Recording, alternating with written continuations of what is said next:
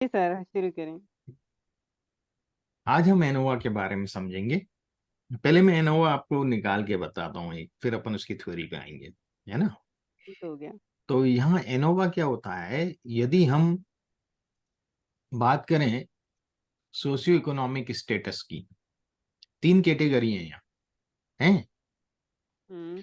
और तीन कैटेगरी, जैसे अपन जेंडर लिए थे, तो जेंडर में मैं जब टी टेस्ट लगा रहा था कल, तो मैंने फीमेल की इनकम अलग कर ली थी और मेल की इनकम जी। अलग कर लिया था, सेपरेट किया था ना दोनों वेरिएबल। और सेपरेट करके फिर मैंने उनके बीच में टी टेस्ट लगा दिया था। What my point, yes. Independent t test जो अपन ने लगाया था। अब यहां पर मेरे पास दो नहीं तीन कैटेगरी हैं, और मैं देखता हूं कि ये आपस में कैसे रिलेट हो रही है। ठीक है, तो मैं लगाऊंगा एनोवा। ठीक है, ANOVA income tilde factor ACS.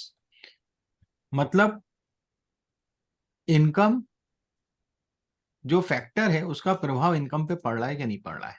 तो जो हम पहले लिखते हैं टिल्डा के, वो हमारा डिपेंडेंट वेरिएबल होता है। Got it.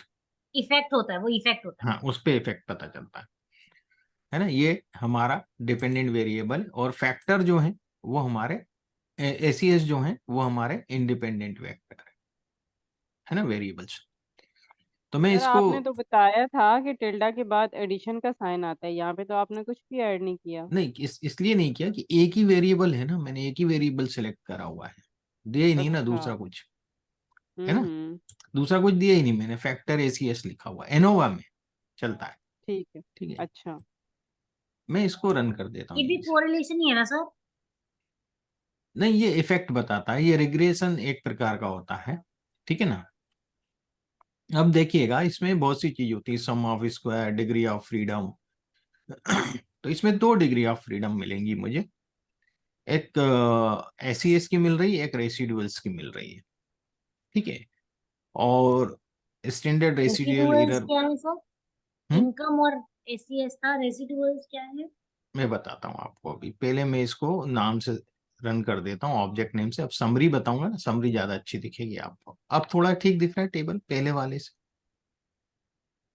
है ना। यहाँ बहुत सी चीजें बता रहा है, ये फैक्टर्स बता रहा है एसीएस। एसीएस हम्म। तीन फैक्टर थे हमारे पास, तो डिग्री ऑफ फ्रीडम n-1 होगा ना, हम्म। तो दो बता रहा है, सही है। यस। सम जी। ऑफ स्क्वायर से कोई लेना देना नहीं है, मीन ऑफ स्क्वायर से भी अभी कोई लेना देना नहीं है। एफ वैल्यू 0.8184, जैसे टी वैल्यू आती थी ना, जी। वैसे यहाँ पी एफ वाली, वैल्यू पी देता वाली। है। हाँ, यह एफ वैल्यू देता है 0.184। और हमारा पी वैल्यू जो है 0.832 है, मतलब 0.05 से बहुत ज्यादा है। हम्म। तो there is no significant effect of socio economic status on income, hmm. है ना। 0.5 से ज्यादा है? 0.05 से, 0.05 से बहुत ज्यादा वही है। बहुत ज्यादा फाइव है तो परसेंट से ज्यादा है, यानी हाँ, दिस इज 83%। तो ये तो कोई इफेक्ट नहीं है, यहाँ कोई पे तो इफेक्ट नल खत्म हो जाता है। नहीं, नल है ना। हम्म। नल है, ठीक है, अल्टरनेट नहीं होगा। इंटरनेट नहीं होगा। नल है, there is no significant effect of socio hmm. Economic status, है हम्म। ना, ऑन इनकम। ठीक है, हम्म। Is it clear. यहाँ इफेक्ट हम्म। की बात कर रहे हैं हम लोग। मैं हम्म। आपको एक थीसिस बताता हूँ, जस्ट मोमेंट। शायद माया वो रानी, माया वो रानी, माधवी, एक सेकंड, माधवी।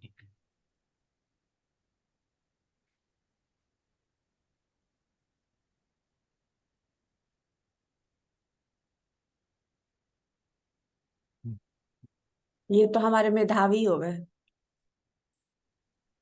आई थिंक ये माधव, हम अपनी इंटर्नशिप में यूज कर सकते हैं ना? एक सेकंड, मैं थोड़ा सा मेल में चेक करता हूँ मेरी।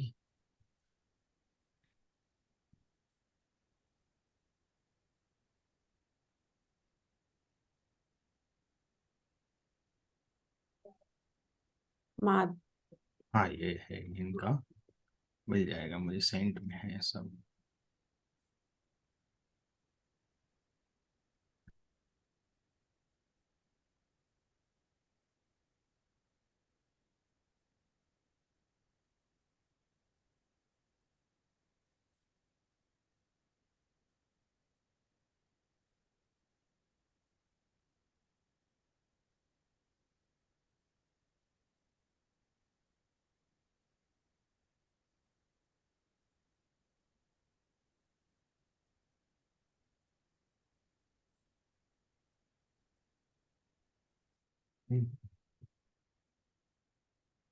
इतने अच्छे से निकाला हुआ है नहीं, डिटेल। अभी तो इसको मैं रिपोर्ट में देख रहा हूँ, क्यों नहीं दिख रही माधवी की। सबसे लेटेस्ट मेल होगा सर रिपोर्ट में, तो ये तो सब टेस्ट नहीं है। नहीं, ये बाद में कुछ क्वेश्चंस उनके जो गाइड है ना, हम्म। उन्होंने मुझे, ये है, दिख रहा है आपको? जी सर। देखिए, ये एक साइकोलॉजी की स्टडी थी, स्ट्रेस की को लेकर के। प्री पोस्ट नहीं था ये, ठीक है? ठीक है। तो ये किस तरह की स्टडी थी मैं आपको बताता हूँ। स्ट्रेस के हमने फैक्टर्स निकाले थे, फैक्टर एनालिसिस भी किया था इसमें, है ना? तो हमने बहुत सारे क्वेश्चंस रखे थे। तो वो जो क्वेश्चंस के हिसाब से हमें फैक्टर मिले थे, एक फैक्टर का नाम रख दें इनएबिलिटी टू कन्विंस, फिर रिग्रेट, फिर हमने रखा इंपॉर्टेंस ऑफ गोल्स, ऐसे करके 7 फैक्टर थे हमारे पास, अनसर्टेनिटी, सही। है ना? अब देखिएगा एनोवा का उपयोग बता रहा हूँ मैं क्या होता है। अब इसमें अलग अलग क्वेश्चंस थे, किसी में 5, किसी में 7, उनसे एक एक फैक्टर बने। तो फैक्टर एनालिसिस क्या करता है कि जो डेटा हमारा रिसीव हुआ है ना, तो उसमें देखता है कि सेम पैटर्न में आंसर, कितने क्वेश्चन का आंसर में कोरिलेशन बहुत ज्यादा है। Got it? तो वो बंच बना देता है और उनको एक फैक्टर लोड के हिसाब से बताता है कि ये पहले फैक्टर, ये सब एक फैक्टर में आएंगे, ये दूसरे में आएंगे, ये तीसरे में आएंगे। Does that make sense to you? Yes. Got it?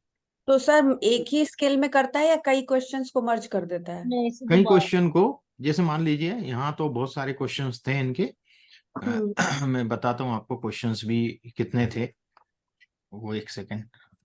हाँ, क्वेश्चंस मैं आपको बताता हूँ, शायद इस स्प्लिट हाफ में होना चाहिए क्वेश्चंस। 25 क्वेश्चन थे इनके 25 क्वेश्चंस थे। और 360 ऑब्जर्वेशंस थे, हम्म। ठीक है? तो 25 क्वेश्चन को 7 फैक्टर्स में डिवाइड किए थे, ठीक है। ठीक है, ठीक बकेट है? कर दिए थे। हाँ, तीन बकेट कर 3 दिए ऑन थे। एवरेज 3 पर पॉकेट। हाँ, अब वो पूरा वो मेरे लैपटॉप में है, हाँ जो हाँ। इनका स्टडी का मटेरियल है, जो चीजें थी वो जो कॉरस्पॉन्डेंस हुआ है वही इसमें है। तो मैं आपको बता रहा था वही चीज, मैं आपको वापस से आता हूँ उसी पे, ऊपर है सर। ऊपर है ना, ये था टॉप ना? वाली है, हाँ, हाँ। हाँ, ये रिजल्ट चैप्टर 4। चैप्टर 4। मेरा तो भी चैप्टर 4 रिजल्ट भी है। अब हम क्या कर रहे हैं, देखिए लेआउट ऑफ एक्सपेरिमेंट में मैंने एनोवा को थोड़ा सा discuss, this part gives the layout of the 8 experiments, है ना? 8 क्यों हुए, एक टोटल स्ट्रेस भी ले रहे हैं हम। Is it clear? 7 तो फैक्टर है, हम्म। समझिएगा बात, और और एक एक इन टोटल। सबका टोटल, ओके। अच्छा। ओवरऑल जितने 25 क्वेश्चन है 25 उनका का टोटल, 25। तो तभी उसका तो भी हम ले रहे हैं। तो हम तभी शायद उस टोटल हाँ से रिलेट करेंगे ना। हाँ, तो 8 एक्सपेरिमेंट मैंने लिए हैं, hmm. Where data was analysed in 2 stages. 2 stages में हम डेटा को एनालाइज करेंगे। फर्स्ट जो स्टेज है वो 2 वे एनोवा है सर ना? क्वेश्चन इसमें ये जो फैक्टर्स हैं ये अलग अलग स्केल्स हैं। स्केल्स तो वही अपन ने यूज किए हैं, क्या सेम बोलते स्केल लिकर्ट। हैं, लिकर्ट टाइप स्केल, अच्छा तो 5 सबका पॉइंट, स्केल सेम है। और उनके मीन स्कोर लिए हैं। तो हाँ स्केल तो तो सेम ही स्केल है सब, सेम है, स्केल सेम है, ठीक है। स्केल सेम, क्वेश्चंस अलग हैं, हम्म। क्वेश्चंस अलग हैं, है ना? हम्म। सब फैक्टर, हर फैक्टर का अपन स्केल अलग मान सकते हैं, वो एक प्रकार से मतलब डायमेंशन डिफरेंट, मतलब अलग किसी में 3 डायमेंशन है। का स्केल होगा, किसी में 5 का होगा, किसी हाँ, में 7 का होगा, लेकिन हर एक क्वेश्चंस के अलग, हाँ 46 सेट्स हैं। तो मीन्स ले लिए हैं, हाँ, तो इसलिए हम उसको सेम स्केल मानेंगे। Same scale. तो ठीक टू है। Way ANOVA was administered to test main and interactive effects of age, gender and birth order. 3 हमने चीजें ली इसमें, एक्चुअली ये 2 वे नहीं है, ये 3 वे है, ठीक है? पर 2 वे लिखा जाता है इसको। एक तो हम एज से भी देखेंगे कि एज का इम्पैक्ट है क्या इन फैक्टर्स पे, पेरेंटल सही। इम्पोजिशन पे, हम्म। पेरेंटल अंडरस्टैंडिंग पे। जेंडर का है क्या, या बर्थ ऑर्डर में, मतलब कि सिजलिंग या सिंगल जो होते हैं ना, डबल या एक बच्चे हैं, है ना, उस प्रकार का। तो birth order mean? Birth order, birth order वो मैंने दिया है, अच्छा। नीचे भी बड़ा बेटा दिखाऊंगा। है कि छोटा बेटा हाँ, है कि सबसे छोटा बेटा वो है? चीजें। सो हम्म। ये मैंने 3 चीजों से उसको चेक करना चाहता हूँ। अब देखिए इन सब से हम इफेक्ट देख रहे हैं ना भाई, स्ट्रेस पे इफेक्ट देख रहे हैं, एज का, जेंडर का और बर्थ ऑर्डर का। Got it? Is it clear? Yes. So ANOVA was thus applied to test 56 null hypotheses. Out of 17 were rejected and 39 were accepted. हमने ANOVA जो लगाया है वो 56 हाइपोथेसिस लिए नल। सर कैसे ऐसा हुई 56? होता है 56 हाइपोथेसिस? हाँ 56, इसमें टोटल 584 हाइपोथेसिस है और इससे इस पीएचडी थीसिस में। ऐसा भी होता है? हाँ मेरे तो 4 ही हैं। हाँ, मैं बताता हूँ ना इसमें। ANOVA was thus applied to test 56 null hypotheses, out of which 17 were rejected and 31 accepted. 39 accept हुई हैं और 17 reject हुई हैं। In the second stage, difference between means. अब second stage में पहले तो ANOVA लगाया मैंने, अब उसके बाद मैंने उसमें टी टेस्ट भी लगाया। मतलब जो पास जो मीन्स एक्सेप्ट लगा हुआ दिया, ठीक हो दोनों गया। चीजें हैं, ये एक्सपेरिमेंटल डिजाइन ऐसे ही चलता है। In the second stage, difference between means of 12 cells of research design were tested by using t-test. The t-test was thus used to test 528 null hypotheses. सब पे लगा है। हाँ, मतलब वो 56 वो है एनोवा वाली है और 528 कौन सी है, टी टेस्ट वाली हाइपोथेसिस है। तो सर 2 बार तो क्यों सर लगाया? एनोवा सब पे क्यों नहीं लगा? नहीं लगा है ना, एनोवा लगा है, एनोवा के बाद एक्सेप्ट हम नहीं इसको हुआ। बोलते हैं post hoc test. T test जब लगाते हैं एनोवा के बाद उसको बोलते हैं पोस्ट हॉक टेस्ट, ठीक है। सर एक्सेप्टेड वाली पे लगाते हैं कि रिजेक्टेड वाली पे? सब पे लगाते हैं, सब सब पे पे लगाते हैं। सब पे लगाते हैं, है ना। वही मैं बताऊंगा इसमें पहले, इसलिए मैंने ये वाली ऐसे ही मैंने बहुत सारी करी है सेम उस पे, करीब 4-5 इतने हेवी लेवल की पीएचडी थीसिस मैंने करी हैं। एक्सपेरिमेंटल डिजाइन सबसे हेवी डिजाइन कहलाता है। सो और इसका एक और आता है पाथ एनालिसिस, वो भी एक हेवी है सोशल साइंस में। The research design were tested by using t-test. The t-test was thus used to 528 null hypotheses, out of which 122 were rejected and 406 were accepted. Okay? अब हम देखते हैं कैसे किया इसको, है ना। फिर अपन प्रैक्टिकल तो करेंगे। मेरा स्ट्रेस जो है वो डिपेंडेंट वेरिएबल है ना, इस पर एज जेंडर और बर्थ ऑर्डर पे। और स्ट्रेस जो है वो किसके फंक्शन से निकला है, एज, जेंडर और बर्थ ऑर्डर तीनों। तो सर ये तो हाइपोथेसिस बनी है ना कि ये सिस। एक्सपेरिमेंट लिखा है, ये हाइपोथेसिस तो नीचे लिखी है, बताऊंगा। अच्छा। Problem 1, do the levels of independent variables, मतलब एज, जेंडर और birth order independent variable, levels मतलब इनके जो लेवल है ना, कैटेगरी, जो क्वांटिटी होगी ना। है ना। मतलब जेंडर में मेल फीमेल है, एज में भी मैंने लेवल कर रखे हैं, वो मैं बताऊंगा आप। तो do the levels of independent variables affect stress as the dependent variable, है ना। Is it clear? यानी कि स्ट्रेंथ डिपेंड करता है। ठीक हो गया। ठीक है। अब थोड़ा फॉन्ट साइज बड़ा दिख रहा होगा आपको, ठीक है। इसमें इंडिपेंडेंट वेरिएबल स्ट्रेस है? नहीं नहीं, नहीं, स्ट्रेस डिपेंड करता है Dependent है। बाकी चीजों पे। ये इंडिपेंडेंट तीनों, स्ट्रेस ये डिपेंड करता है तीनों एज पे, जेंडर इंडिपेंडेंट पे, है बर्थ ऑर्डर और पे। स्ट्रेस डिपेंडेंट है। हाँ स्ट्रेस डिपेंडेंट, इस पर अच्छा। स्ट्रेस पे ही तो उम्र प्रभाव कम पड़ रहा है होगी ना, तो एज का स्ट्रेस प्रभाव कम पड़ता होगा। है क्या स्ट्रेस पे, पड़ेगा ना। बिल्कुल एज पड़ता बढ़ेगी तो है, स्ट्रेस बढ़े। बढ़ेगा। जेंडर का पड़ता है क्या, मेल फीमेल। बर्थ हाँ ऑर्डर पड़ता का है, पड़ता है फीमेल क्या, पे छोटा ज्यादा है होती बड़ा है ना। यस पड़ता है, बिल्कुल। So dependent variable null hypothesis हमने इसके लिए देखी पहले से लेके 7 तक नल हाइपोथेसिस मैंने दी है। पहला में खाली age does effect stress, does not affect stress, null hypothesis है ना।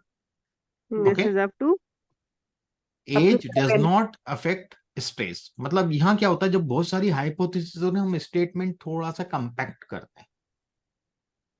सही। मैं ये नहीं लिखूंगा, है ना, कि सिग्निफिकेंट इफेक्ट और ये सब बड़ा हो जाएगा ना स्टेटमेंट, तो हम क्या करते हैं, थोड़ा सा लैंग्वेज को ईज करते हैं, क्योंकि इतनी हाइपोथेसिस हैं। यदि सबकी टेबल, और देखिएगा मैंने कितने किस सलीके से इसको आगे टी टेस्ट में मैंने क्या वैल्यूज लिखी हैं, आप देखिएगा। Age does not affect stress, पहला।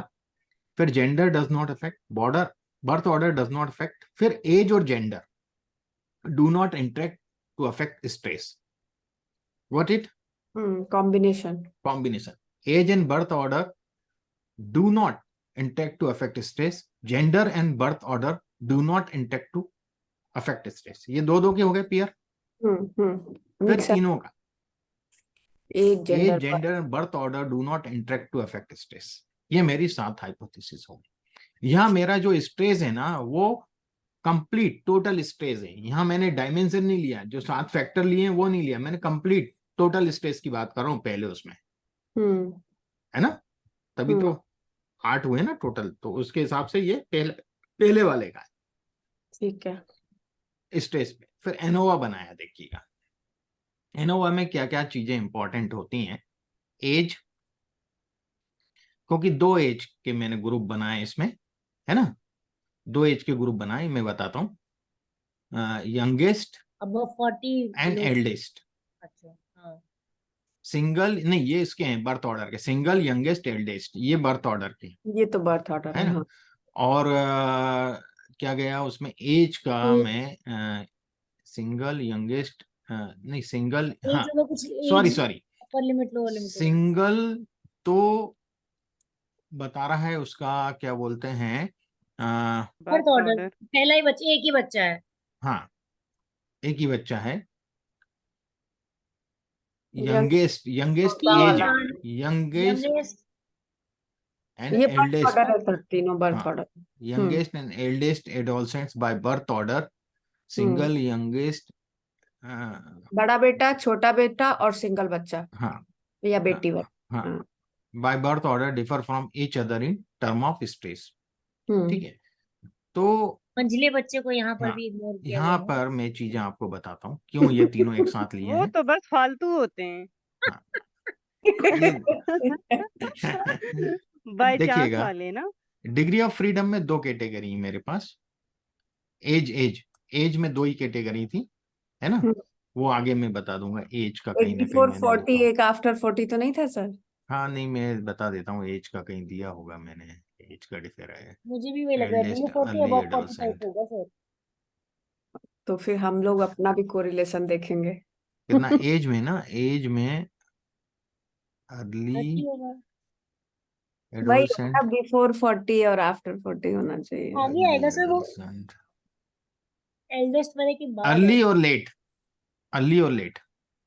है। और early is how early, late is. अब वो इसका कुछ लिया था, मुझे ध्यान नहीं, बहुत पहले किया था, वो दूसरे उसमें है, रिसर्च मेथड का चैप्टर है ना, उसमें अच्छा। मैंने लिखा हुआ है सब। अब इतना करते काम तो कई बार ध्यान में नहीं सही बात रहता है, है कि सही किस बात है। मीडियन के आधार पे या किसी चीज के आधार पे हमने लिया, तो कुछ कुछ था उसमें, आपको मिल जाएगा सर, वैल्यू है से ना? भी आपको याद आ जाएगा।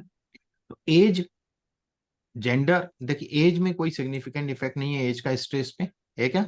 करेक्ट। जेंडर का भी नहीं है। यानी स्ट्रेस नहीं। किसी भी एज में हो सकता है। हाँ बच्चों को भी स्ट्रेस है आजकल तो, है करेक्ट। ना? हाँ सर। बर्थ ऑर्डर यहाँ में पे है, है। बर्थ ऑर्डर का बहुत इम्पैक्ट है, बहुत हम्म इफेक्ट हो रहा है स्ट्रेस हम्म पे, है हम्म ना? हम्म। एज, एज का भी है, एज लेकिन का भी उससे है, थोड़ा एज कम और है। जेंडर का हाँ? मिलाकर है। और एज एज और बर्थ ऑर्डर का नहीं है। नहीं है। फिर age, birth order, gender, birth order का भी नहीं है। फिर इन हम्म तीनों का भी नहीं है। Got hmm. इट? इन 2 में ही मिल एज और रहा है जेंडर हमें। का। बर्थ सर ऑर्डर इसमें ना में एक एक तो क्वेश्चन। बर्थ ऑर्डर, और एज एंड जेंडर हम्म साथ में। हम्म तो इसमें मैंने जो रिजेक्ट हुई वो मैंने देखिए, रिजेक्ट मैंने एक्सेप्टेड को कैसे लिखा, नल हाइपोथेसिस जो एक्सेप्ट हुई है, ठीक है। है ना? हम्म ये 7 stand accepted, null hypothesis accept हुई ना, ज्यादा हाँ, वैल्यू है, असर नहीं ज्यादा होता। वैल्यू वाली हाँ एक्सेप्ट हो हाँ, गई ना, नल वाला हो गया। हाँ। और 0.03 16%, स्टैंड रिजेक्टेड, 12%। 0.003 जो है वो रिजेक्ट हुई हाँ है, और 004 भी ये रिजेक्ट हुई है, ये 2 रिजेक्ट हुई ना। सही। और देखिए मैंने यहाँ पे कहीं 1% लिखा क्या, नहीं, जबकि वहां लिख सकता था 1% से भी कम है ये वाला बर्थ ऑर्डर का है। यस सर, 0.003 यहाँ लिखा है है ना। मैंने P लेस देन 0.01, ये बताया कि वैल्यू लेस देन वो है, हम्म वैल्यू लेस देन वो है। Birth order affects stress, P का वैल्यू 0.01 से कम है ये दिया है, पर यहाँ कहीं मैंने वो नहीं लिखा है कितना परसेंट पे लिखा है। नहीं Thus, लिखा। the single youngest and eldest adolescents by birth order differ from each other in terms of stress. ना भाई सिंगल, सिंगल किस लिए आया, पहली वाली के हिसाब से आया, और youngest and eldest by birth order है ना, differ from each other in terms of stress. Youngest and eldest 2 category है उसमें, एज में यस। है ना, बर्थ में, बर्थ ऑर्डर में। हाँ बर्थ ऑर्डर, बर्थ ऑर्डर में सॉरी, बर्थ ऑर्डर में यंगेस्ट और एल्डेस्ट 2 कैटेगरी है, और एज, एज में सिंगल क्यों आ रहा है, एज में सिंगल आ रहा नहीं है, सर, ये कॉम्बिनेशन है। बर्थ ऑर्डर, एज और बर्थ जेंडर ऑर्डर, का कॉम्बिनेशन है। हाँ एज और जेंडर का कॉम्बिनेशन है, ठीक है। हाँ। सर मुझे एक बात इसमें बता दीजिए, हम्म टेबल में वो जो एक सिंगल एस्ट्रिक और डबल एस्ट्रिक का कुछ मतलब होता है जो मैं ये समझती हूँ, इसलिए हाँ, भूल जाती हूँ। ये जो सिंगल एस्टिक है ये आपकी 5% पे हुई है रिजेक्ट, हम्म और ये आपकी 1% पे हुई है, 2 एस्टिक वाले। अच्छा, कॉन्फिडेंस लेवल वाला। हाँ कौन 99% 95% ये बता लेकिन आपने कहा था सर 1% पे नहीं लेते। लिखा है ना, देखिए significant at 0.01 level double asterisk, single asterisk significant 0.05 level लिखा है मैंने नीचे। लेकिन सर आपने कहा था ना कि 0.1 पे नहीं लेते हैं। नहीं लेते हैं, पर क्या है कि जब वो आया है। वैल्यू कम है, हम यहाँ खाली इंडिकेट कर रहे हैं कि साहब इस पे भी है, हमने उसको क्लेम नहीं किया, हाँ, आया है इसलिए उसको कैटेगराइज कर रहे हैं। उसको यहाँ दे रहे हैं कि भाई तो हमने ये मतलब इतने पर। एक पे सारे चेक किए होंगे ना फिर। हाँ इसका मतलब ये है कि 5 और 1 दोनों पे सारे चेक किए हाँ, हमने। ये देखिए ना, age and gender interact to affect stress है ना। तो अच्छा यहाँ सिंगल, यंगेस्ट और एल्डेस्ट की बात है, यहाँ 3 ग्रुप थे उसमें एडोलसेंट्स में बाय बर्थ ऑर्डर है ना, करेक्ट। ये सिंगल, यंगेस्ट, एल्डेस्ट, हाँ, ये तो ठीक मुझे है, ये बर्थ ऑर्डर के हैं, सिंगल, यंगेस्ट और एल्डेस्ट जो हैं वो बर्थ ऑर्डर के, बहुत ऑर्डर के। हाँ। ये बर्थ ऑर्डर की 3 कैटेगरी हैं। तो पहला तो बर्थ ऑर्डर पे ही था अपना, पहला वाला तो बर्थ ऑर्डर पे ही है ना, ये हाइपोथेसिस। नेक्स्ट हाइपोथेसिस अपना है जो एज और जेंडर को मिला के, तो 10 age in terms of early adolescence and late adolescence, 2 हैं एज, अर्ली एडोलसेंस और लेट एडोलसेंस। तो उसमें उन्होंने कुछ एज निकाली हुई थी, 11 साल 12 साल जो भी थी, उसके ऊपर वाले लेट एडोलसेंस बोलेंगे और उसके पहले वाले अर्ली एडोलसेंस बोलेंगे। गॉट इट, ये था। Interacts with gender in terms of males and females to affect stress. तो अपन ने एज भी बता दिया, early adolescent, late adolescence interact कर रहा है with gender in terms of males and females, उसकी भी कैटेगरी बता, to affect stress. Further the difference in the means of 12 sub groups. अब हमने क्या किया, इनके 12 सब ग्रुप बनाए, ABCDEF। ये ग्रुप कैसे बनाए कि इसका एक हमने मैट्रिक्स बनाया पहले, ठीक है ना, वो मैं देखता हूँ कहीं होगा तो लेट मी चेक दैट, वो आपको बताता हूँ क्योंकि ये बहुत समझने की जरूरत है इसको। हम्म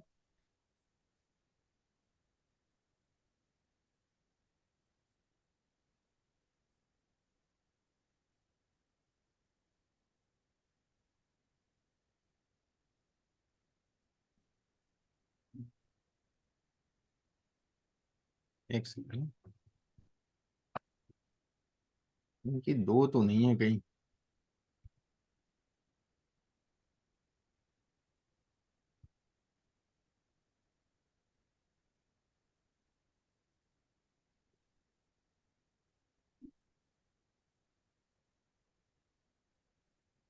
एक सेकंड देखता हूँ।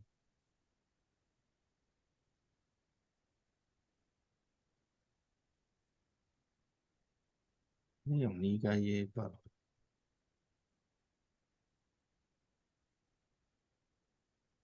क्या है, बहुत सारा था ना डेटा, हम्म कुछ सर चीजें आप लोग इधर, बहुत से टेस्ट भी लगाए हैं, अनलिमिटेड टेस्ट है। इसमें बहुत सी चीजों की जरूरत पड़ती है, हमें स्प्लिट हाफ भी निकालना पड़ा, बहुत से रिलायबिलिटी कई तरीके से चेक करी है उसमें हमने।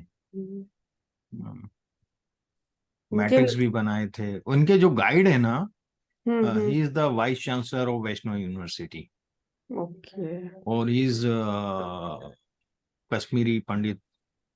हम्म उनके अंडर में कोई भी बंदा 6 साल से कम में पीएचडी नहीं कर पाता। और उनकी एक खासियत है, वो एक एक वर्ड पढ़ते हैं, एक एक शब्द। आप पहला चैप्टर लेके बुलाएंगे आपको, वो बैठेंगे आपके साथ, इतना बिजी होने के बाद भी टाइम देंगे आपको, हफ्ते में एक आध दिन, एक आध घंटे का, आधे घंटे का, फिर लेके बैठेंगे और उस पर करेक्शन करेंगे, ग्रामेटिकल और सब हैं। वो करेक्शन करके आपको देंगे प्रिंट, मतलब जो आप लेके गए हो प्रिंट, फिर बोलेंगे ये करेक्शन करके लाना अगली बार। अगली बार फिर आप करेक्शन करके फिर प्रिंट लेके जाओ। हम्म मतलब आपके 7-8 हजार पेज जो हैं, वो तो ऐसे ही वेस्ट होते हैं। लेकिन सर वो गाइड करते हैं ना। वो गाइड, ऐसे गाइड मैंने नहीं देखे हैं, दूसरे गाइड पीएचडी में मैंने इस तरह का गाइड नहीं देखा है। पर वो कई बार एक चीज पर अड़ गए तो अड़ गए। क्या हम्म हम्म लोग बोलते हैं कि बस परमार जी इनको, परमार जी की मान लेते, किसी की नहीं मानते। तो इनके मुझे जितने समझ भी आता है। स्टैटिस्टिकल एनालिसिस आते हैं, वो मेरा नाम कभी किसी को नहीं बताते। क्या वो हम्म इनडायरेक्टली बोल देते हैं कि हाँ कोई है यार वो करता है एनालिसिस। क्या मेरे को रेफर, मेरा नंबर नहीं देते वो डायरेक्ट। वो कहते हैं एक परमार है, देख लो वो, उसको कहीं होगा, नंबर नंबर ले लो।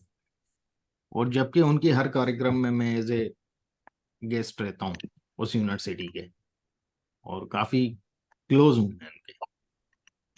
वो कार्यक्रम में मेरे साथ ही घूमते हैं, तो लोग बोलते हैं सर आपका, मैंने क्या, वो उनका है रवैया है, उनको हम अमिताभ बच्चन बोलते हैं इस फील्ड के। हम्म उनका हो रहा है ऐसा, वेरी नॉलेजेबल पर्सन। मतलब मैं ऐसा, मैं उनका स्टूडेंट नहीं हूँ, बट वेरी नॉलेजेबल। मैं क्या हुआ, एक बार गुरु पूर्णिमा होती है ना अपने यहाँ, तो मैं उस दिन यूनिवर्सिटी में था, वही वैष्णव यूनिवर्सिटी गया हुआ था किसी काम से। तो सब उनको विश करने जा रहे थे, तो मैं भी चला गया उनके केबिन में। तो मैंने विश किया, तो पाँव वाँव छुए उनके, बड़े होने के नाते। तो वो क्या बोलते हैं मुझे कि यार तू तो मेरा स्टूडेंट नहीं है। हम्म। तो मैंने कहा हाँ सर, मैं आपका स्टूडेंट नहीं, पर मैं एकलव्य हूँ। हम्म मैंने आपसे डायरेक्ट नहीं लिया, पर आपके साथ बैठ के आपकी बातचीत से मैंने बहुत कुछ सीखा है आपसे, आपका काम करके। तो कल हाँ यार, तो फिर उसके बाद वो मुझे एकलव्य ही बोलते हैं, कि वो एकलव्य को लेकर कहीं भी उलझ जाते हैं कुछ चीजों में कभी।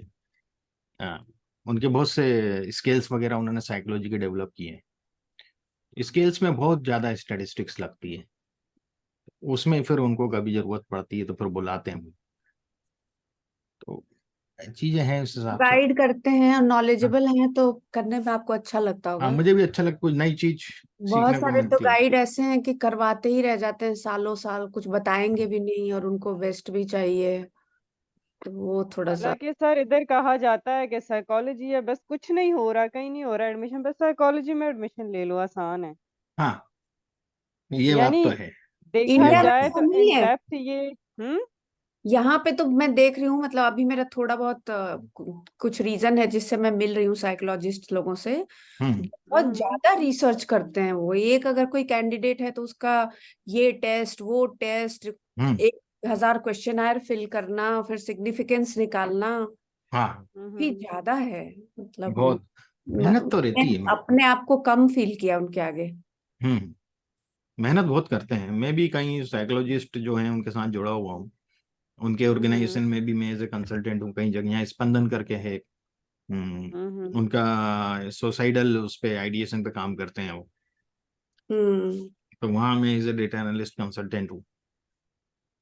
तभी हमने स्टेट गवर्नमेंट के लिए भी एक टूल, एक मोबाइल एप्लीकेशन बनाई थी इसी पे, वो लर्निंग डिसेबिलिटी पे बनाई थी। तो हम्म। उसी ऑर्गेनाइजेशन एनजीओ के थ्रू। हम्म। तो नहीं, सोशियोलॉजी में है सर, लेकिन इतना डीप नहीं है जितना साइकोलॉजी में है। हाँ, साइकोलॉजी में बहुत, बहुत ज्यादा है। साइकोलॉजी में बहुत स्टेटिस्टिक्स और बहुत कुछ है, सबसे ज्यादा है। असल में सर एनालिसिस नहीं होंगे तो पता कैसे चलेगा प्रॉब्लम क्या है, किस चीज़ का हम्म इफेक्ट कैसे और उसको टैकल हाँ कैसे करना है। टेकल करेक्ट कैसे करना है। और जिस दौर में हम लोग रह रहे हैं तो हर बंदा साइकोलॉजिकली डिस्टर्ब है किसी न किसी तरह से। हाँ है। सही बात। इम्पोर्टेंट चीज़ है ये, बहुत इम्पोर्टेंट चीज़ है कि आप अगर साइकोलॉजिकली डिस्टर्ब हैं तो आप जिंदगी के किसी भी उसमें नहीं फिट हो सकते जाके। हाँ कि आप खुद ही डिस्टर्ब हैं तो आप कहाँ जाके बैठेंगे, सही। किस तरह अपना मैसेज कन्वे करेंगे, आपको सेट होना जरूरी है। और ये चीजें एनालिसिस से ही होंगी कि पता चलेगा आया कौन से पॉइंट को ज्यादा हिट करने की हाँ जरूरत है। देखिए हमने देखा था जेंडर में दो थे, मेल फीमेल, हम्म सॉरी एज में दो थे, हम्म। अर्ली एडल्सेंट लेट एडल्सेंट वाले। जेंडर में भी दो थे और यस। बर्थ ऑर्डर में तीन थे। ठीक है। हम्म तो 2 × 2 × 3 कितना हुआ, 12 हुआ ना। 2 × 2 = 4, 3 × 12। Is it clear? नहीं। यस। एज सर में दो आपका स्क्रीन शेयर नहीं हो रहा, आप एक बार नहीं स्क्रीन। हो रहा है? अच्छा सॉरी सॉरी, मैं तो मुझे शेयर है स्क्रीन। देखिए बर्थ एज में दो हैं कैटेगरी, तभी तो डिग्री ऑफ फ्रीडम 1 है। वन है, ठीक है, हाँ। यहाँ दो कैटेगरी हैं, जेंडर में भी दो कैटेगरी हैं, बर्थ ऑर्डर में तीन कैटेगरी हैं। करेक्ट। जी सर। तो यदि हम इनको मल्टीप्लाई करें 2 × 2 × 3 कितना हुआ, 12 हुआ ना। 2 × 2 × 3 क्यों करेंगे सर? बर्थ इसलिए ऑर्डर क्या में है कि तीन मुझे होगा। ग्रुप चाहिए थे सेपरेट टी टेस्ट के लिए। देखिए ग्रुप कैसे बनाए मैंने, मैं आपको बताता हूँ, एक सेकंड है। एज के दो, जेंडर के दो, बर्थ ऑर्डर के तीन। हाँ अच्छा, ठीक ठीक। देखिएगा मैं आपको बताता हूँ कैसे ग्रुप बने।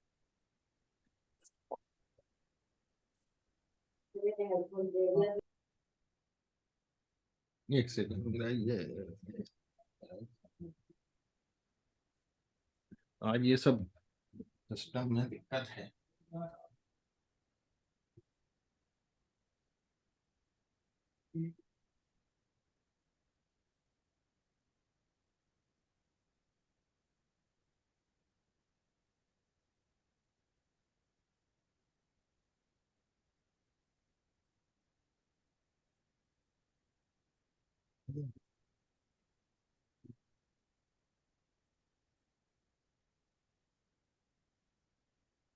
ओके देखिएगा, ए ग्रुप में मैंने लिया, यदि पहला मैं ले रहा हूं जेंडर, तो जेंडर में मेल ले लिया, है ना। फिर इसके बाद मैंने अर्ली एडोलसेंट लिया, है ना, और इसके बाद सिंगल लिया। एक ग्रुप इसका बनाया। बी ग्रुप में फिर मेल लिया, अर्ली एडोलसेंट लिया, और इसमें सारे दो थे ना। कॉम्बिनेशन की बात करना सर हाँ आप। पूरे कॉम्बिनेशन को एक एक उनको ग्रुप बोलो आप बनाया मैंने। ट्रांसलेट करो, बीमार हो जाएगी। What my point? जी जी। हर कॉम्बिनेशन तभी की एक टू एक into group. Two into three किया आपने, वो हाँ समझ गए, वो तो समझ गए। 12 ग्रुप बने मेरे। जी जी जी जी। गॉट इट, समझ में आया? हम्म हर ग्रुप एक अलग उसमें है। तो ये मैंने बनाए, और इसके बाद अब मैं टी टेस्ट लगाऊंगा। ये ग्रुप है, 12 ग्रुप है, 12 ग्रुप है, और उन सबके मीन दिए हुए हैं ठीक। ग्रुप के। ठीक है। हम्म उस ग्रुप में जितने लोग आ रहे हैं उनके मीन दिए हैं मैंने। ठीक। सर ये सारे मीन है, थ्री हाँ पॉइंट टू सेवन अपने थ्री पास पॉइंट डेटा टू कितना फाइव था, थ्री डेटा कितना था ये देखा था अभी अपन ने शुरू में। 360 समथिंग था। 360 डेटा था। अब हाँ 360 को 12 से डिवाइड करें, कितना हुआ? 30 आया हर एक में। 360 डिवाइडेड बाय 12, हर ग्रुप में कितने आ गए? 30 आ गए ना। हम्म तो हमने डेटा तो 500-600 का लिया था, पर जो 30 ले लिए हमने रेंडमली उनमें ग्रुप्स में, है ना, और बाकी का हमने डेटा हटा दिया। Does it make sense to you? नहीं सर, ये दोबारा बताएं। मान लो ए ग्रुप में मेरे पास 38 लोग आए, ठीक है, कॉम्बिनेशन जो आया वो, है हाँ। ना। बी हाँ ग्रुप में मेरे पास 42 आए। ठीक है। किसी भी ग्रुप में 30 से कम नहीं रहे, ठीक है है। ना। मैंने इसलिए ज्यादा एक्सेस डेटा लिया था। 500 हाँ। के ऊपर लिया था, हम्म, जबकि हाँ मुझे हाँ 360 की जरूरत थी डिजाइन के हिसाब से, जी जी जी जी। ठीक है, बफर सैंपल। है ना। तो फिर मैंने जो मेरे पास 38 आए उसमें से मैंने रेंडमली 30 ले लिए, सो तीनों ग्रुप में से रैंडम 30 30 30 ले ली, जिससे ये तीनों 12 इक्वल ग्रुप में से, 12 इक्वल ग्रुप में से, 12 नहीं, नंबर हो 3 का, जाए। क्या 3 सॉरी का 12 में स्वाति, से 12 में से 12 में 12 में से, से। 12 ठीक में है। से और 30 सर ये 30 ले लिए, सिलेक्शन एक जैसा हो जाए, रैंडम थी? है। सर ये सिलेक्शन रैंडम थी? रैंडम है ना, रैंडमाइज हुआ ना, क्योंकि सही। मेरे पास सही। 38 से 38 थे, उसमें से हम्म। मैंने रैंडम लिए ना 30, सही। समझे ना आप। मतलब उन्होंने एक ठीक हो मिनिमम गया। नंबर ले लिया जो कि कॉमन हो जाएगा सारे ग्रुप्स के लिए। सारे ग्रुप में हम्म। नंबर कम ज्यादा रखूंगा तो मेरे रिजल्ट में इफेक्ट आ सकता है ना। हाँ हाँ हम्म। Got it. जी जी जी यस।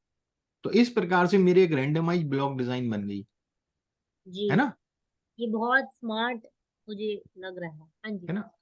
तो उस हिसाब से मैंने लिए। अब देखिएगा टी टेस्ट का क्या रोल हुआ यहाँ, है ना, वही आप पूछ रहे थे ना टी टेस्ट भी क्यों लगाया हमने।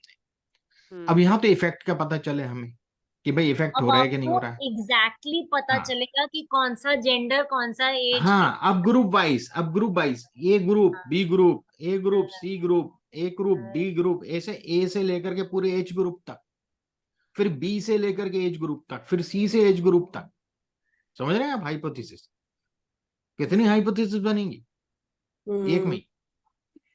तो देखिएगा पहला हमने क्या किया, single early adolescent males A group do not differ from the youngest early adolescent female males B. ये पहला ए और बी का हो गया, हम्म। है ना। ए हो गया, adolescent male do not differ youngest, ठीक है। डू नॉट डिफर वही नल हाइपोथेसिस। तो हम्म। ए और बी का किया मैंने, इसका मैंने क्या लिखा है देखिएगा, खाली रिजल्ट यही लिखा, कुछ नहीं दिया मैंने, टी वैल्यू दी है, टी वैल्यू भी नहीं दी।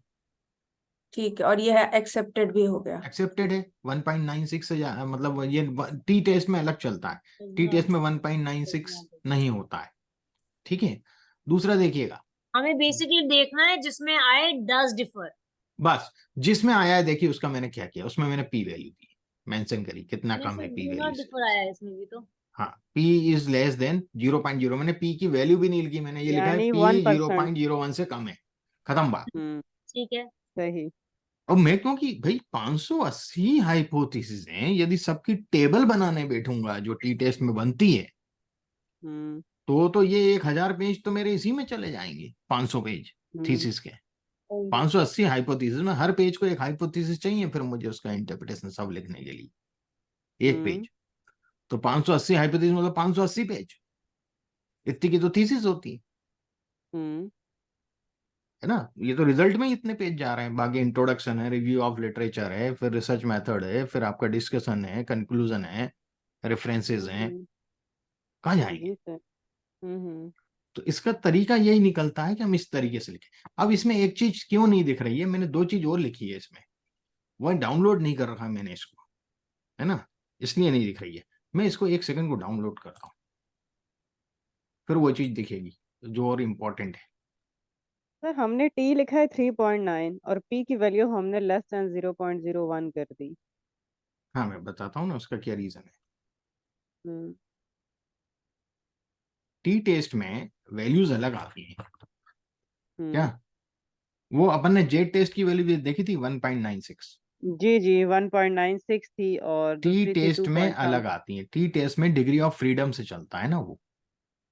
अच्छा यानी 1% के लिए अलग होगा, फाइव हाँ, परसेंट के लिए अलग होगा। सही। हाँ, डिग्री ऑफ फ्रीडम जितना हो गया 30, जैसे 30 का सैंपल है तो डिग्री ऑफ फ्रीडम क्या हुआ, 29 हुआ ना, 30 एक कम माइनस। होता है, सैंपल साइज पे चलता है ना वो तो टी होगा ना। टेस्ट। हाँ n-1। ठीक है। एन माइनस 29 हुआ, तो 29 पे हम्म। वो वैल्यू डिग्री ऑफ फ्रीडम पे आ रही है 1.9, 2 पॉइंट समथिंग आ जाती है वो फिर हम्म। उसमें आप टेबल टेबल में यदि देखेंगे तो देखिएगा, इसमें देखिएगा वो उधर नहीं दिख रहा था जो मैं चीज आपको दिखाना चाह रहा हूँ, थोड़ा सा डिफरेंस होता है। हालांकि नॉर्मल नॉर्मल डिस्ट्रीब्यूशन के करीब पहुंच जाता है टी टेस्ट, टी डिस्ट्रीब्यूशन भी 30 सैंपल के बाद, ठीक है। हम्म। पर ऐसा नहीं कि 30 सैंपल पे एकदम वो नॉर्मल बन जाए, हाँ नॉर्मल के करीब पहुंच जाता है, धीरे धीरे नॉर्मल बन जाता है, ऐसे सैंपल साइज बढ़ेगा, ठीक है। तो अपन ने 30 ही लिए है ना। यहाँ देखिएगा, मैं आपको बताता हूँ क्या मैं दिखाना चाह रहा हूँ, यहाँ दिख रहा है अब आपको कुछ, ये नहीं दिख रहे थे वहां, जो बॉक्स के आसपास लिखे हुए मैंने, दिख रहा है? हेलो? तो ये कैसे हो गया सर, क्या यहाँ दिख रहा है वहां नहीं दिख रहा है? वहां मैं वही व्यू कर रहा था, उसको डाउनलोड करके, ये जो है ना, ये इक्वेशन एडिटर से लिखा हुआ है मैंने, अच्छा, तो ये ये सब। नहीं दिखाया था यहाँ, है ना, जनरल टाइपिंग नहीं है ये, ओ। है ना, इक्वेशन एडिटर यूज किया है मैंने, उससे लिखा है। तो ए का मीन यहाँ दे दिया और बी का मीन यहाँ दे दिया, तो यहाँ इनको पता चले कि यहाँ डिफरेंस आ रहा है कि नहीं आ रहा है मीन में, एक आइडिया लग जाए। What it, is it clear? Introduce ही हो पा रहे हैं सर, समझ उमझ में तो बहुत ज्यादा नहीं, आ एक भी नहीं रहा है, तरीका, एक आएगा भी वे, नहीं। वे में बता रहा हूँ हम्म। कि इस तरीके से जो रिजेक्ट हुई है उन्हीं में खाली दिया है, जो रिजेक्ट नहीं हुई है उनमें मैंने ये चीज नहीं डायरेक्ट दी है, नल। उसमें डायरेक्ट लिख दिया द नल हाइपोथेसिस एक्सेप्टेड, खत्म, टी हम्म वैल्यू के साथ, पी वैल्यू भी नहीं लिखी उसको। हम्म। ओके, ठीक है। ये एक तरीका पर होता ये है, इसको बोलते हैं एक्स वाई आपने एक बार फिर से बता दी, एक्स वाई आपने क्या रेफरेंस देने के लिए लिखा वहां पे? X y. हाँ, एक्स बार है ना, एक्स बार है मीन, एक्स बार।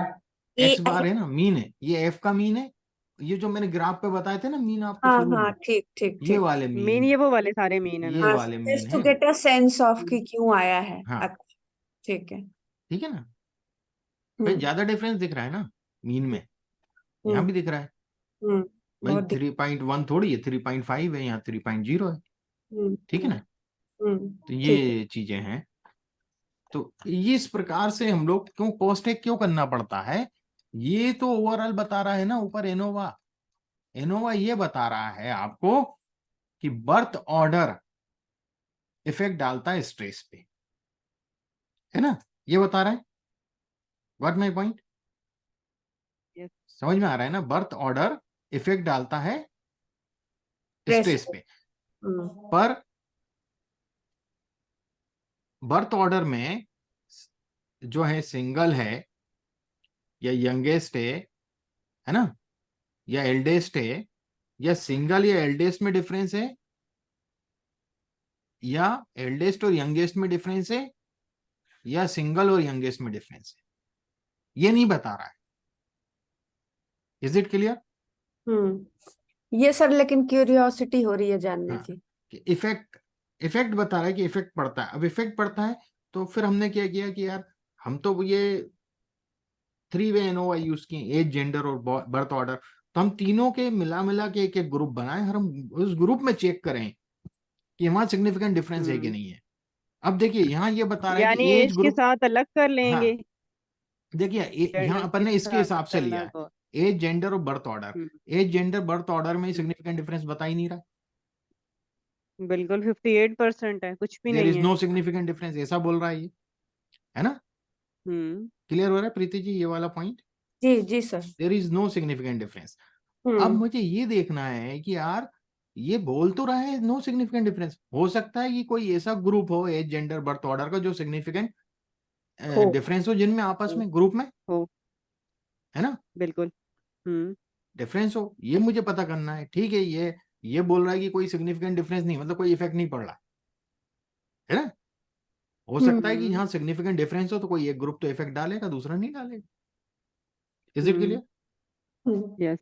सिग्निफिकेंट डिफरेंस हुआ मतलब कोई एक इफेक्ट डाल रहा है दूसरा नहीं डाल रहा है, तो उसके लिए फिर हमने post hoc test, t test लगाए, व्हाट इट, जो लास्ट वाली नल हाइपोथेसिस थी एनोवा तो की। सर उसके लिए हम इनोवा जो है वो अकेला अकेला नहीं लगा सकते, हमने तो यहाँ नहीं पे नहीं, 3 चीजों पे एनोवा इसको डिपेंड ओवरऑल किया है। देता है, एनोवा ओवरऑल देता अच्छा, तो सर है ना, यहाँ पे हम मोर देन 3 भी लगा सकते हैं, मोर देन 5 हाँ भी लगा सकते हैं। हाँ, अच्छा।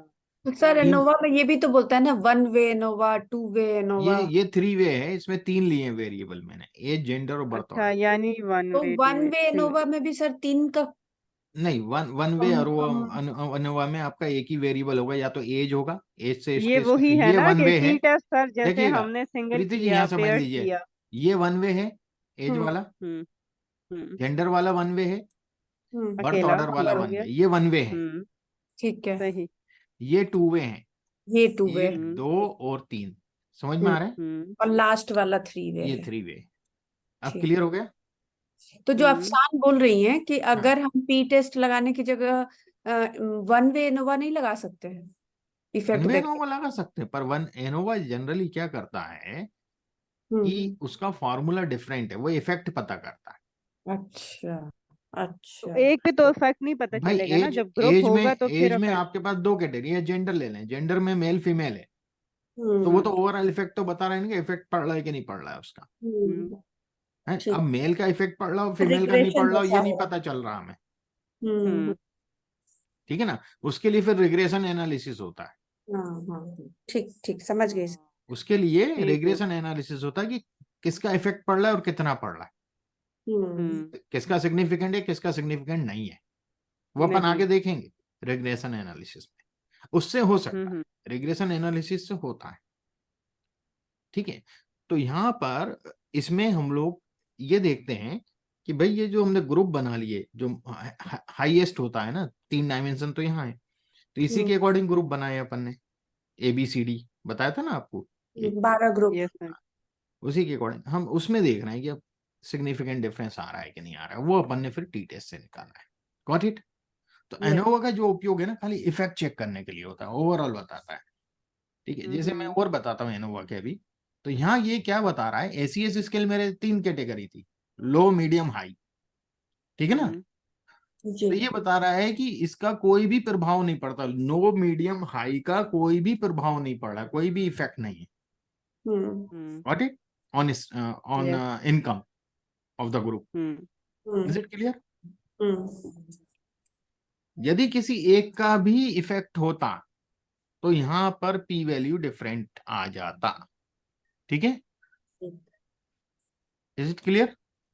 तो एनोवा में यही दिक्कत है, मान लीजिए मेरा ए बी, मतलब मेरे यहाँ 3 ग्रुप हैं, लो मीडियम हाई, मान लो हाई इनकम ग्रुप इफेक्ट डाल रहा है और लो और मीडियम नहीं डाल रहे हैं, तो यदि वो इफेक्ट डाल रहा है तो वो बताएगा कि इफेक्ट हो रहा है, सिंगल भी डाल रहा होगा, बाकी जबकि 2 इफेक्ट ही नहीं डाल रहे हैं। What it? Is it clear? Yes. Yes ये सर। चीज होती है। एक होता है पियर टी टेस्ट। अब पियर टी टेस्ट हम लोग एनोवा की जगह यूज करते हैं कई बार, पर ये इतना अच्छा रिजल्ट नहीं देता है, ये इतना अच्छा रिजल्ट नहीं देता, इसके अंदर लगाना भी बेकार था, बहुत ज्यादा कैटेगरी होती तो मैं बताता आपको ये। अब मैं कुछ और टेस्ट आपको बताता हूँ। एनोवा समझ में आ गया थोड़ा सा, ये अपन आगे डिटेल में करेंगे उसको, ठीक है। समझ में आया सर काफी। थोड़ा सा मैंने बेसिक आपको बताया। अब बात करते हैं हम chi square test. Chi square test 2 तरह से यूज होते हैं, एक तो गुडनेस ऑफ फिट और टेस्ट ऑफ इंडिपेंडेंस। वैसे 3 तरीके से होते हैं पर अपन 2 ही तरीके से ज्यादा प्रचलित है। तो गुडनेस ऑफ फिट यानी कि वो किसी पर्टिकुलर डिस्ट्रीब्यूशन में फिट हो रहा है कि नहीं हो रहा है, ठीक है। पर्टिकुलर डिस्ट्रीब्यूशन में वो फिट हो रहा है कि नहीं हो रहा है, ये पता करने के लिए होता है। तो मान लीजिए ACS स्केल है, सोशियो इकोनॉमिक स्टेटस, उसमें लो इनकम ग्रुप के मैं मानता हूं कि भाई 40% लोग होना चाहिए, मीडियम इनकम ग्रुप के 50% होना चाहिए, और हाई इनकम ग्रुप के 10% लोग होना चाहिए। What it? ये मेरे पास कहीं से एक मुझे मैंने कई कंपनियों में देखा कितने परसेंट एम्प्लॉय क्या है, तो मैंने देखा कि मेरी कंपनी में भी वही डिस्ट्रीब्यूशन अप्लाई हो रहा है कि नहीं हो रहा है। Does it make sense to you? तो sir is it also kind of probability और ये कुछ हाँ, अलग? प्रोबेबिलिटी है कि अच्छा। मुझे एक चीज, मैंने उस इंडस्ट्री में जो ओवरऑल मैंने देखा कि जो डिस्ट्रीब्यूशन है एम्प्लॉय का, जो सैलरी का, जो ACS का जो डिस्ट्रीब्यूशन है वो 40% लो होते हैं, आपका 50% मीडियम होते हैं, और 1% जो 10% जो होते हैं वो हाई ACS के होते हैं। ठीक है। Is it clear? तो ये यस। पॉपुलेशन से रिलेटेड है। इज इट हाँ। क्लियर? ये yes. Proportion population, probability distribution का मतलब यही होता है पॉपुलेशन से, गॉट हाँ इट। हाँ। और मेरा जो ACS स्केल है वो उसका पहले मैं टेबल दिखाता हूं आपको। ये दिख रहा है 55, 77, 68। हम्म। लो में 77 है मेरे, मीडियम में 68 है, और इसमें 55 है ना। हमारा तो तो लो अलग। में यहाँ 40% है और मीडियम में 68 है यहाँ पे, और यहाँ 50% है ना। हम्म तो आप देखिएगा मीडियम का कम है लो से, जबकि यहाँ परसेंटेज ज्यादा है, दिख रहा है हम्म आपको, हम्म। है ना। यदि मैं इसका प्रोपोर्शन निकालूं, इसका प्रोपोर्शन भी दिखा देता हूं आपको। देखिएगा यहाँ क्या दे रहा है, हमारा प्रोपोर्शन क्या दे रहा है, एक्चुअल का लो में 40% ठीक है, यहाँ भी 40% है। Got it? क्लियर? ये अभी एसीएस का निकाला है मैंने अपने वाले। लो वाला तो करेक्ट जा रहा है, मीडियम का 0.3 है जबकि 0.5 होना चाहिए था, 5 होना चाहिए, गलत है, और हाई का 0.3 है गलत है। जबकि 0.1 होना चाहिए था। तो काई ऐसे स्क्वायर टेस्ट ये सिग्निफिकेंट है कि नहीं, ये गुडनेस ऑफ फिट है कि नहीं, ये जो अपना एसीएस है वो इस प्रोबेबिलिटी में फिट हो रहा है कि नहीं, ये बताएगा। तो देखिएगा मैं इसको रन करता हूँ, तो नहीं बताना चाहिए नहीं इसको। बता रहा है।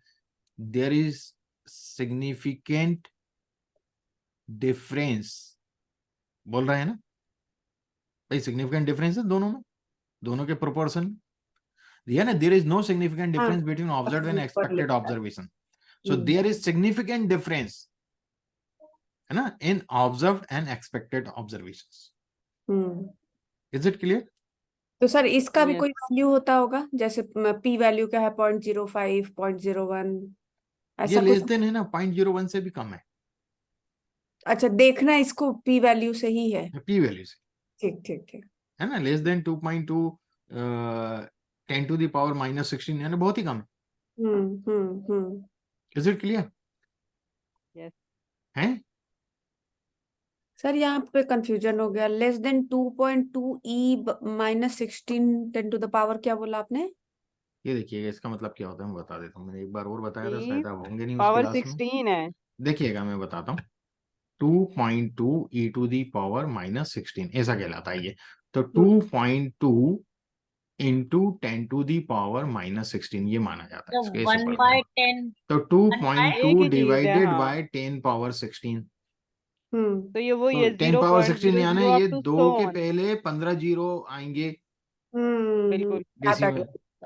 15 जीरो लिखोगे और ये 2 लिखोगे लास्ट में, और फिर 0.2 आएगा, है ना 0.2 0.22, हाँ, 2, मतलब ये पॉइंट यहाँ आ रहा है, सॉरी। पॉइंट उधर है, हाँ, पॉइंट हाँ, उधर है। ये ऐसे आएगा, ये हम्म पूरे जो संख्या आएगी ना इसको मिला के, इस वाले 2 को मिला के 16 संख्या होंगी यहाँ हम्म डेसिमल के बाद, हम्म।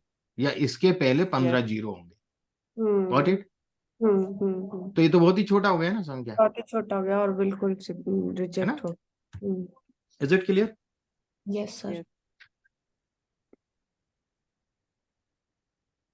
तो इससे हम लोगों को पता चल जाता है। अब ये तो मैंने बताया कि फिट हो रहा है कि नहीं है इसमें, इस टेस्ट को बोलते हैं गुडनेस ऑफ फिट।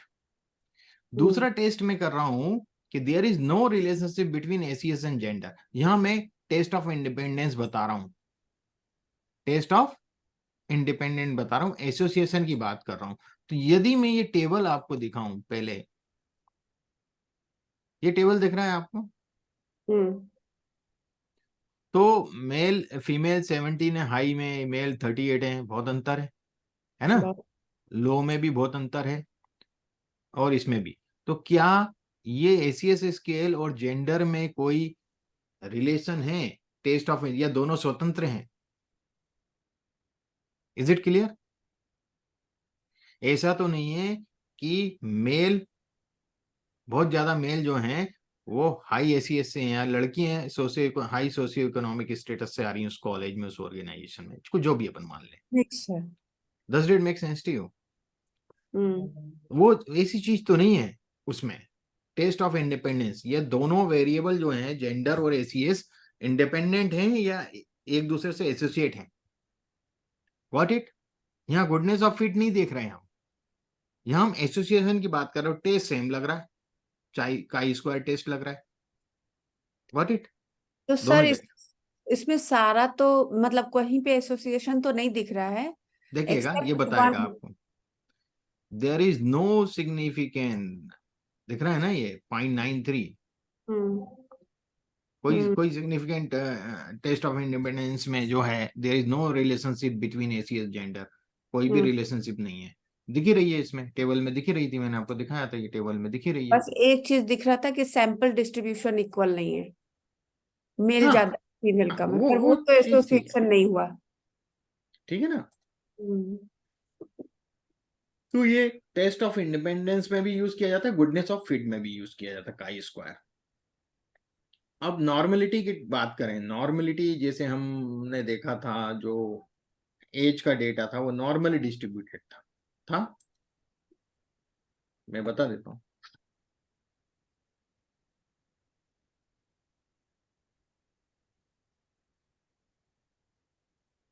देखिए नॉर्मल है, दिख रहा है ग्राफ, नॉर्मली डिस्ट्रीब्यूटेड यस। दिख रहा है ना। हम्म। अब हमारा कोई, देखिए नॉर्मली डिस्ट्रीब्यूशन ऑब्जर्वेशन से करना या नॉर्मली डिस्ट्रीब्यूशन स्क्यूनेस से फाइंड आउट करना, तो वो टेस्ट नहीं है, वो वो एब्सोल्यूट वैल्यू है। स्क्यूनेस भी एब्सोल्यूट जो है वैल्यू। वो एब्सोल्यूट वैल्यू है। Got it. जैसे स्क्यूनेस भी मैं निकालता हूँ, हम्म।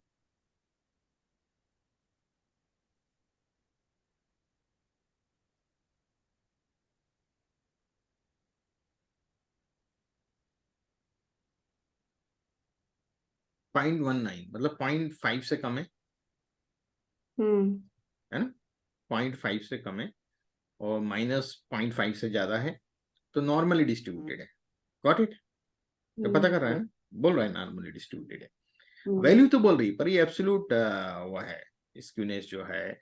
यदि हम इसको टेस्ट के थ्रू प्रूफ करें, हाइपोथेसिस टेस्टिंग के थ्रू प्रूफ करें, the population is normally distributed, null hypothesis के देखिए इसमें बहुत उल्टी नल हाइपोथेसिस लगती है। हम ये नहीं लिखते कि the population is not normally distributed, हम इसमें लिखते हैं कि पॉपुलेशन नॉर्मली डिस्ट्रीब्यूटेड है। नल हाइपोथेसिस ऐसी बनती है इसकी। ठीक है, तो आपको मैं ये इसको रन करके बताता हूँ। तो ये वैल्यू आई 0.2879। इसमें 0.05 से ज्यादा होगी तो नॉर्मली डिस्ट्रीब्यूटेड होगी, 0.05 से कम होगी तो नॉर्मली डिस्ट्रीब्यूटेड नहीं होगी। व्हाट इट, समझ रहे हैं आप? उल्टा है इसमें चक्कर। इसमें तो सब उल्टा है। सर रिपीट करें जरा इसको। इसमें यदि नॉर्मली डिस्ट्रीब्यूटेड है तो 0.05 से यदि ज्यादा वैल्यू आ रही है तो पॉपुलेशन नॉर्मली डिस्ट्रीब्यूटेड है, सेफ्रियो टेस्ट में। 0.05। ठीक है, तो this would be normally distributed. ठीक हो गया।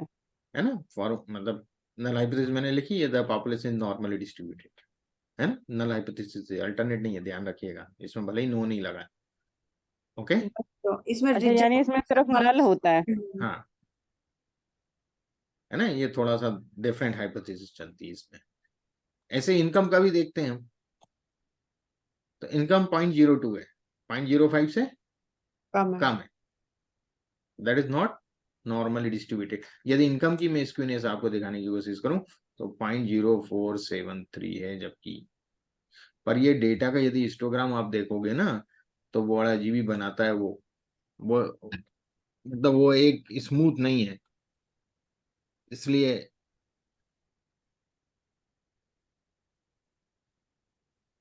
बाई मॉडल ट्राई मॉडल जैसा बनाएगा। देखिए यहाँ भी उठा हुआ है, यहाँ भी उठा हुआ है। Okay, is it clear? ये वाला भी हिस्टोग्राम बार देखें और ये वाला बार देखें, उठे हुए हैं ना दो। फिर हम्म, या तो ऐसे उठ के ऐसे गिरना ही था इसको। हालांकि स्क्यूनेस मेजर के हिसाब से बहुत कम है, फिर भी टेस्ट क्या बोल रहा है? सिग्निफिकेंट डेटा है। Is not normal. Hmm got it. 0.05 से कम है ना, डेटा इज नॉट नॉर्मल बोल रहा है ये। क्लियर हो रहा है क्यों हम नॉर्मलिटी चेक करते हैं, टेस्ट क्यों लगाते हैं? नहीं तो आप स्क्यूनेस देख के बोल देंगे कि नॉर्मल है, ग्राफ से समझ में नहीं बिल्कुल। आएगा, आप स्क्यूनेस निकालेंगे।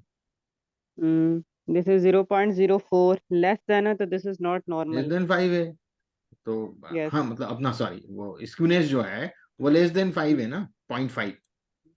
0.5। भाई स्क्यूनेस -0.5 से +0.5 के बीच में नॉर्मल मानी जाती है ना। गॉट अच्छा, इट। यानी -0.5, तो ठीक हो गया।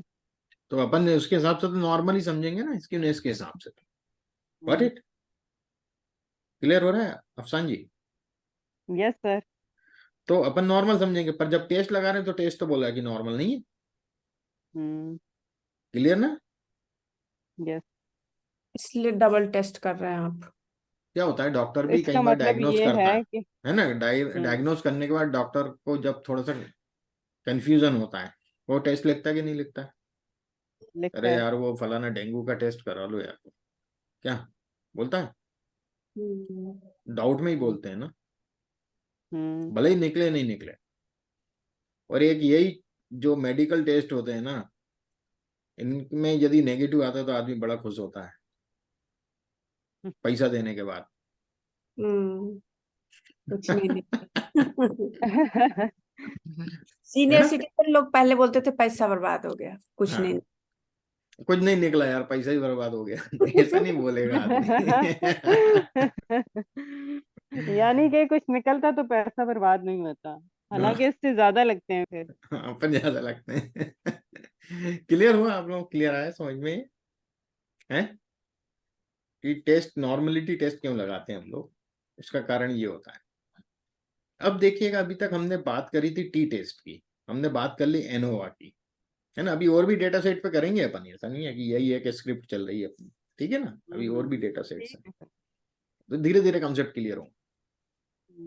जी सर। अब मैं यहाँ जो बात कर रहा हूँ विल्कोस टेस्ट की बात कर रहा हूँ, जो अपन टेस्ट लगा रहे थे, सर इंडिपेंडेंट बीच टी में टेस्ट। इंटरप्ट कर रही हूँ, ऐसे लग रहा है जैसे अब हम मेडिकल साइंस पढ़ने लगे। अच्छा। ज्यादा तो मेडिकल साइंस में यूज होते हैं ना इसमें। देखिएगा, जैसे हमने इंडिपेंडेंट टी टेस्ट लगाए थे 2 ग्रुप में, वैसे ही हम यहाँ पर विल्कोस टेस्ट लगाएंगे। विल्कोस टेस्ट किस पे लगता है? नॉन पैरामेट्रिक टेस्ट है। नॉन पैरामेट्रिक टेस्ट हर तरह के डेटा पे लग जाता है, पर L1 और L2 मेरे जो थे वो ऑर्डिनल डेटा था, याद है आपको? ये L1 Likert type scale, L2 Likert type scale है कि नहीं है? दिख रहा है आपको यहाँ? याद आ गया, यस। ऑर्डिनल डेटा को यदि मैं कंपेयर करना चाहता हूं तो मुझे नॉन पैरामेट्रिक टेस्ट लगाना पड़ेंगे। स्कोर नहीं है ना, ये ऑर्डिनल डेटा है, स्केल तो है नहीं है। Is it clear? Yes. Swati ji समझ में आया आपको? सर सुन रही हूँ, समझ में नहीं आ रहा है खास। ये ऑर्डिनल डेटा है ना, हम्म स्केल तो है नहीं एज और हम्म इनकम की तरह, हम्म है ना? 1 to 5 था ना साथ 1 to इसकी। 5 हाँ था ना, हाँ ऑर्डिनल डेटा है हाँ। कि नहीं है? ये लिकर टाइप स्केल हम्म है ना, ऑर्डिनल डेटा हुआ, हम्म, पहले पढ़ा जी चुका हूं मैं डेटा। जी जी जी जी जी जी। जब ऑर्डिनल डेटा होता है तो मैंने आपको पीपीटी भी इसकी दी हुई है कि ऑर्डिनल डेटा जो होगा तो उस पर अपना पैरामेट्रिक टेस्ट नहीं लगता है, पैरामेट्रिक टेस्ट जी खाली नॉन स्केल पे लगता है पैरामीट्रिक की तरफ जी कंटिन्यूसली। जाएंगे। जी जी। तो इस पर मुझे नॉन पैरामेट्रिक टेस्ट लगाना पड़ेगा। हाँ काम जी। मुझे वही करना है कि there is significant difference between L1 and L2, लेकिन द मुझे पता काइंड करना ऑफ है। टेस्ट विल डिफर क्योंकि ये ऑर्डिनल हाँ, डेटा ठीक है कंटिन्यूसली। ना? अपना पर्पस वही है, अपन हाइपोथेसिस वही लेंगे, there is no significant difference between L1 and L2, है ना? इज इट के L1 कुछ भी हो, L2 कुछ भी हो, ओके? क्लियर? यस। तो विल्कोस टेस्ट लगता है $L1 और $L2, जो भी क्वेश्चन दो आपने रखे हैं उन दोनों के बीच में अपन लगा रहे हैं, तो हमें यहाँ पी वैल्यू मिली 0.94। ओह वाह। There is no significant difference, दोनों कम्युनिटी के लोगों के ओपिनियन में इस मुद्दे को लेकर के कोई भी मतलब 2 अपन ने उनको मुद्दे दिए थे, L1 और L2, तो इन दोनों मुद्दे पे लोगों के विचार जो हैं अलग नहीं है, no significant difference. Got it? Is it clear कि नहीं? यस। लोगों की राय समान है दोनों बातों पे। हम्म। इज इट क्लियर ना? यहाँ तक आ गए समझ में? Yes sir. अब हम बात करेंगे एनोवा जो हमने लिया था अभी तक। एनोवा हम जब हमारे पास बहुत ज्यादा वेरिएबल्स होते हैं, मैं MD1 पहले एक बार और बना लूं, MD1 यहाँ नहीं दिख रहा है मुझे, MD1 हमने ऊपर बनाया था, कहीं बनाया था MD1, देखिएगा ये MD1 में बना रहा हूँ। MD1 किससे बना? L1 से लेके L10 तक, खाली ऑर्डिनल डेटा उसमें। Got it? इस ऑर्डिनल डेटा में मैं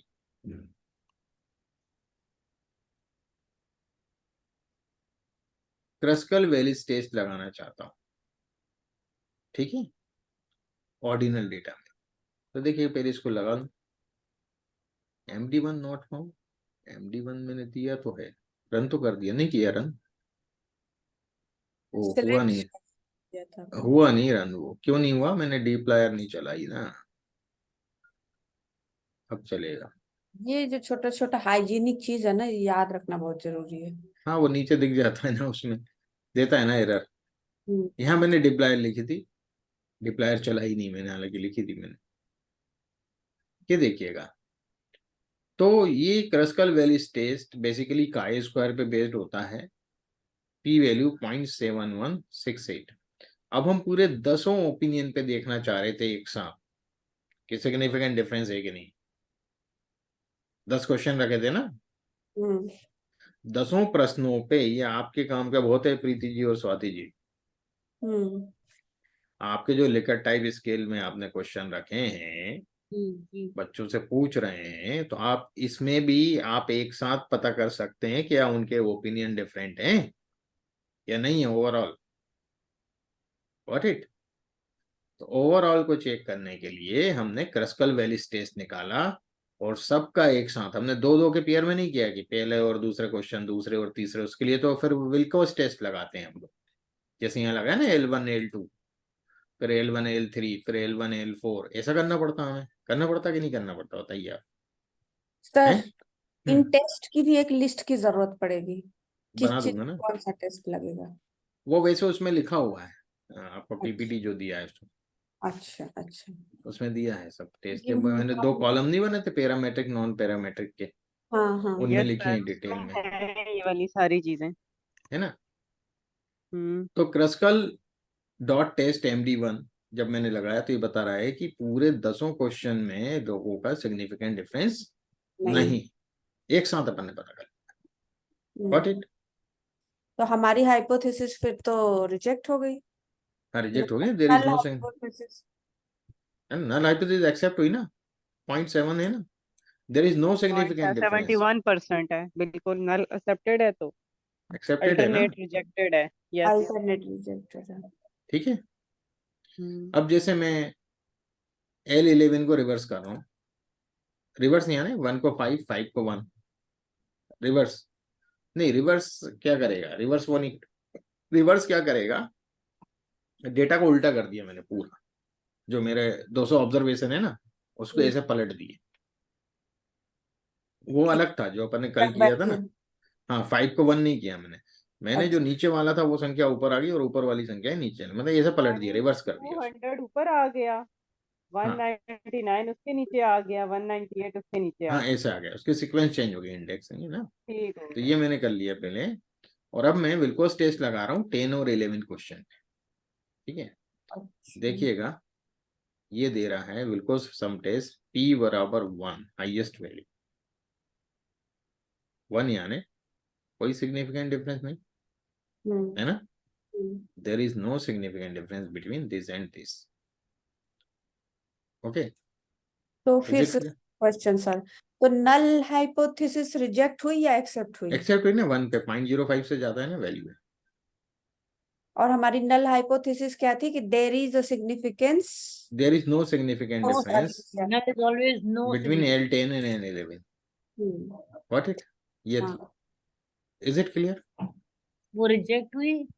हाँ रिजेक्ट हो गई, हाँ वो reject हुई। है ना। तो ये इस प्रकार से, अभी मैंने एक आपको सिंपल तरीका बताया आज कि हाँ टेस्ट कैसे लगाएंगे आप। What it. हम्म। अभी अपनी एक और स्क्रिप्ट है, बहुत अच्छे डेटा के ऊपर स्क्रिप्ट है वो, उसको भी अपन रन करेंगे नेक्स्ट सेशन।